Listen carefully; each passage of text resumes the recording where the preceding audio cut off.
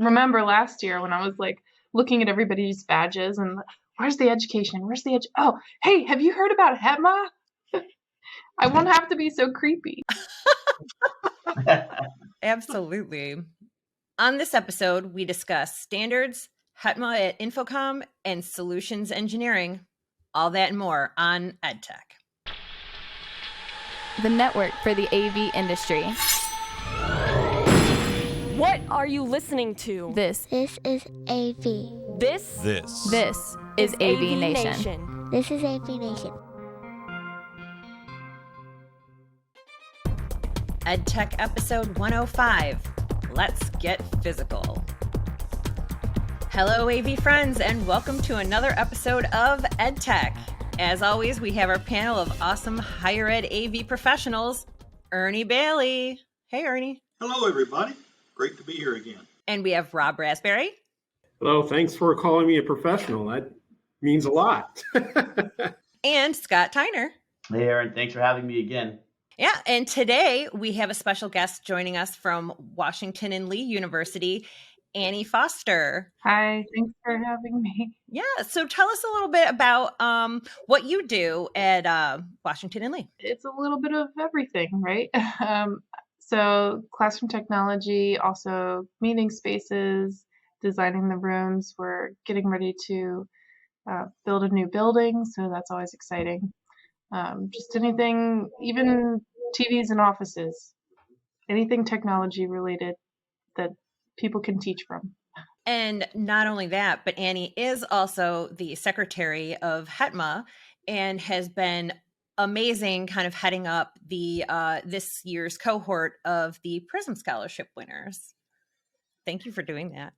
Oh, yeah. So we can jump right in today with our first article that we read. This one comes from Rave Pubs, of course, written by Scott Tyner, Budget, Inventory, and Standards. So with the issues with supply chain and raising of prices of equipment, have you guys been considering changing your standards? Well, I'll jump in, Aaron, to say that we haven't done it yet. We are considering it. We're looking at some other products. I think that we're at the point where, at least from my perspective and the school's perspective, you have to consider it to be responsible to your school's budget and to be responsive to what your school's needs are. As the article mentioned, not only are there the severe budget issues, but there's the lack of supply, and so there's the lack of ability to get things in and do your regular maintenance or do your upgrades. Annie just said she's building a new building. I'm interested to hear how she expects equipment to be in and what steps she's taken to make sure that'll happen. Yeah, well, we're starting pretty far out. It's expected to open in summer of 25. So order your stuff today. Right. Yes, we're trying to get ahead of it. Absolutely. But in terms of our standards, we've been kind of creating some standards. There was a loose outline of what is included in a classroom, but never we're using BIAMP for DSPs. It was always whatever was appropriate for the space at kind of the lowest cost. And so we're working on standards now, which is an extra hurdle because we spend the time doing the research and development, trying to find exactly what we think is going to work well in our environment, and then it's not available. Right? It's like you almost have an advantage slightly in that since you haven't developed one yet, you could select something different and change it. But if you were 18 years into a standard, you're kind of like, ooh, that kind of hurts a bit trying to make a change. That is kind of true. We're kind of like a jack of all trades at this point and an expert at none, right? Like we can deploy pretty much anything, but can we fine tune it? Right. From a support standpoint, how do you find, is it more difficult because you never know what you're walking into. Absolutely. So trying to make that a little easier, but luckily we're functioning pretty well. I have to say, we've tried to standardize, but now with the supply chain issues continuing as they are, we're looking at alternatives that can still work within our box design, as we call it. We've got several different standard room designs that we do, so rooms are repeatable and instructors know what to expect as they go up and down the hallway. They're going to get the same feel and functionality, but we're finding that doing more of a configuration programming, we can easily trade out, whether it's the production switcher or the wireless gateway or whatever device we can change out, still use the same buttons and the functionality is the same for the instructor. But we look more at the availability than the price right now, because we're able to find, similar priced products that have, like I said, very similar features. And if we can make them work within the program that we already have existing, that's good. And it kind of opens our eyes up to some new products, and we're kind of being surprised at what we're finding and features on new devices that we were not expecting that kind of give us a little bit of an edge on some things. So Sounds like you're keeping secrets from us, Ernie. Got to tell us what we can do here. Drexel was sort of in an interesting situation where, we had a new building with Crestron infrastructure, AV over IP, and trying to vet that. And then a lot of the university is also on Extron. So it's causing an interesting kind of control system war. And to be honest, I don't know if the supply chain issue is much better with either or. And so what that does is it does force you into looking into innovative and other solutions. So in a way, you're sort of forcing innovation, which on one hand is good, but is it if the new direction you go in doesn't work as well as what you're used to? And so you're balancing your budget versus functionality, I guess you could say. But that's not to say that a new product will work better than your current infrastructure. And then you look for other platforms to standardize on, whether it's displays, whether it's like Annie, you said DSPs. It seems like a lot of the audio products are not on as much of a supply chain issue. So you have to look for other spaces to try to save money. If indeed, like Scott, like you said, if my campus decides, we're going Crestron and there's a price increase and then there's this supply chain backup, it's like, well, can we do it, or do we need to stick with what we have, or what do we got to do? So it's a very interesting time, I think, that we're in, where, you're forced to look for other solutions if your tried and true doesn't come through for you. So it'd be interesting to see what Crestron does for you, Scott. Yeah, and it'll be interesting to see. I also think, I think what I wrote is true. I also think that humans and what we do are so hard to change, right? And we often talk about higher ed being like an oil tanker trying to turn the thing around, right? And I actually think any of these companies have a long time to solve this problem. So we might use some different products right now and for the next couple of years. But I think we see a lot of things kind of snapping right back to the way they were before the pandemic. And so I have a sense that if the supply chain issues figured out, I'm curious to know if Crestron will ever lower their prices, right? Will they at some point say these things have freed up? We can make them quicker. We can make them faster. Probably 35% increase over 2 years was a little aggressive. Will they scale some of that back? And if so, I think a lot of people who are looking at other things are going to just, by the natural flow and the fact that they've got hundreds of rooms, they will come back. But time will tell.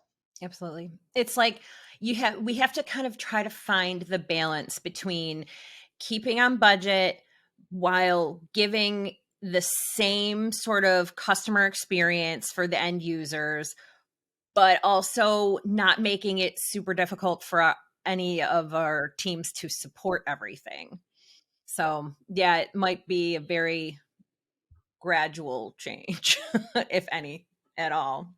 I think that kind of makes the whole standards thing difficult, even when there aren't these hurdles, right? Like, there's always changes to the technology, a projector that moves a setting and it's hard to find, and so then it's not working right. And or they just like remove a setting, they have some kind of smart chip in it that's going to override your EDID. I don't like finding the standards it's a huge hurdle, and it feels to me like we're never actually going to consistently have the same standard on campus in every classroom. It's always an evolution. So this is just another evolution of it.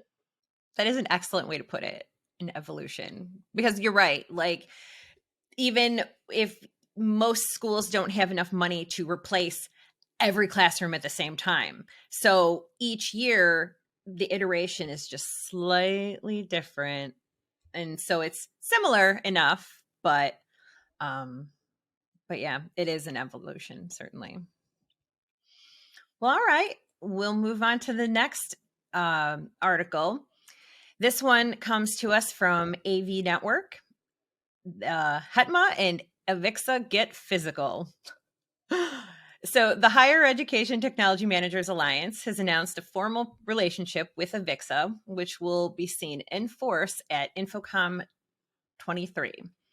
So I'm interested here from other people who aren't as close to the subject as myself and Annie are.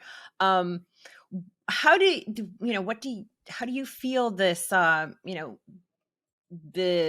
this new, sort of setup and event could, help higher ed in general? One of the strongest points of going to an InfoComm or any trade show is the networking connections that you make. So when you have a major organization that deals with standards across the industry, combining with a higher ed association, only good things can come of it. I mean, obviously corporate stuff makes so much more money and is so much more of the pie, but the higher ed portion of it is very significant. So anything that you can do to solidify those relationships between not only the organization, but the people within the organization and create a larger network is always a good thing. There's nothing that can only bring you good things. I have to agree with Rob. I mean, I read this article and I feel like the old guy in the room here. I mean, I think of kind of the people, 20 years ago, Joe Shook, Ernie Bailey, Tim Albright, Elaine Mello, Matt Silverman, all of these people who 20 years ago were at an end users council, they called it, at InfoComm, and who have been pushing and pushing and pushing to get higher ed to be recognized as more than the end user, as a critical piece of the industry, and to see the acceptance from AVIXA, the acceptance from manufacturers. Those people I named, it's like kind of like AVIXA. HETMA now gets to stand on the shoulders of those giants and really kind of do great things for education. So I am tremendously excited about it. Yeah, I like it, and like Scott, I've been around for a while, and that's really where AVIXA started. They were originally the Association of Educational Technology. I can't remember the original name, but that's what they were. They were people who dealt with getting audiovisual equipment into schools. So it's kind of a full circle. AVIXA has grown, and seeing HETMA back in, or seeing it as part of it, I think it's a great, like Rob said, a great networking opportunity, and lets us kind of have our little circle within the big circle to work together and share our unique needs that maybe not be part of the big picture of AVIXA now. Yeah, it's exciting to have the opportunity to have a set focus on just higher education, like there was a few years ago pre-COVID, but it was set separately from InfoComm, located in the same time frame, same city, but it was, you still had to, go, to a different location and whatnot. And so it's really nice to now have it co-located, but still have something that's just for us and programming that, we as higher ed folks want, not kind of things that somebody else is kind of saying that we want. So it's very exciting in that respect. Yeah, I mean, I think the idea of the booth is incredibly exciting. This idea that there's also a place you can say to manufacturers, integrators, whatever, you come to us, you come find us and talk to us. I mean, I remember the first UFOComms I went to, it was like me from little old Bates College in Maine. It's like, no, we don't really have time to talk to you. Whereas now, if there's tours and there's groups and the like, there's a different incentive there, and it makes sense. I mean, the higher ed sector of the AV industry is a significant piece, so it's great. There's nothing but good things, I think. Yeah, I think I'm super excited about the booth. I think it validates the organization, showing that we have space on the floor. I'm just excited all around. Yeah, it'll be kind of nice for higher ed to have a place to congregate, essentially, since we are all about networking and whatnot. So to have that one location that we can kind of go and gravitate towards, knowing that there's going to be other like-minded people there always. Yeah, you make me remember last year when I was like looking at everybody's badges and where's the education? Where's the Oh, hey, have you heard about HETMA? I won't have to be so creepy. Absolutely.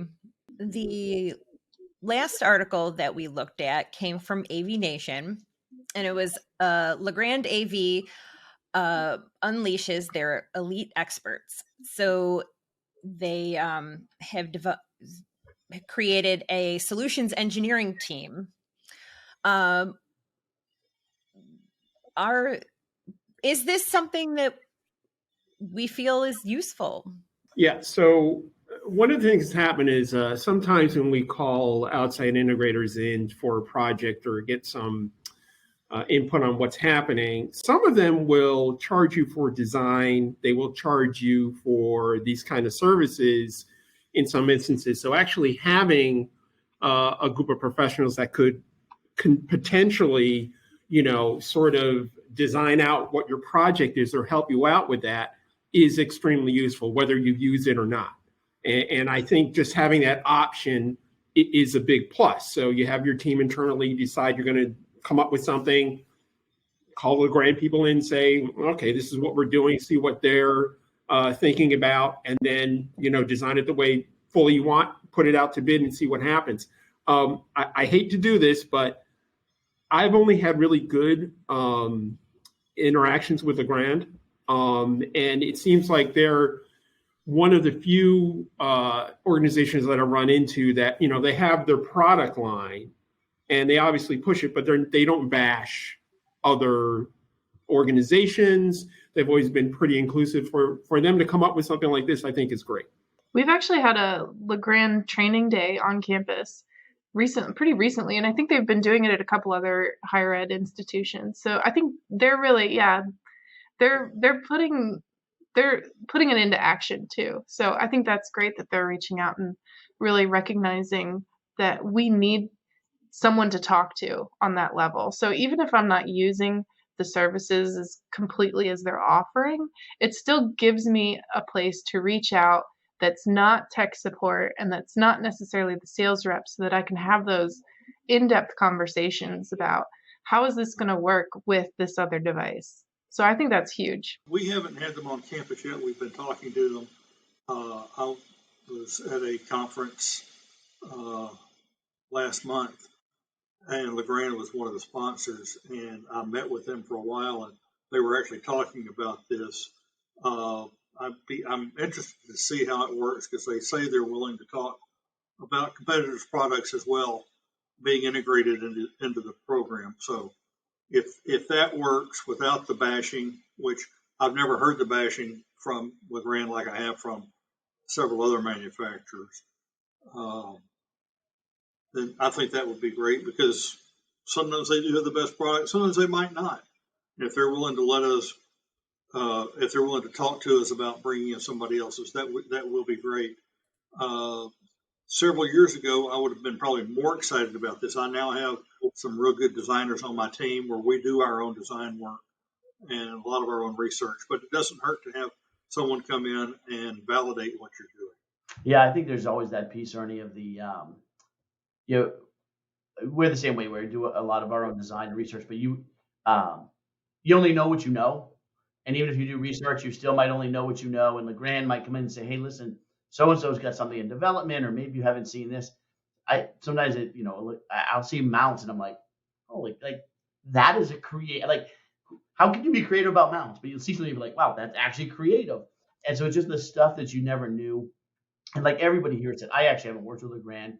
I think sometimes up in northern Maine, it's a little hard for companies to get up there. But everything I've heard about Legrand from anybody and the kind of the bus tours that they do and the like is that they're great. Like what everybody said, and particularly what Andy said, that they're not there just to sell to you. And like Rob said, they do shows at places. So I think it's a great resource. I'm curious to know.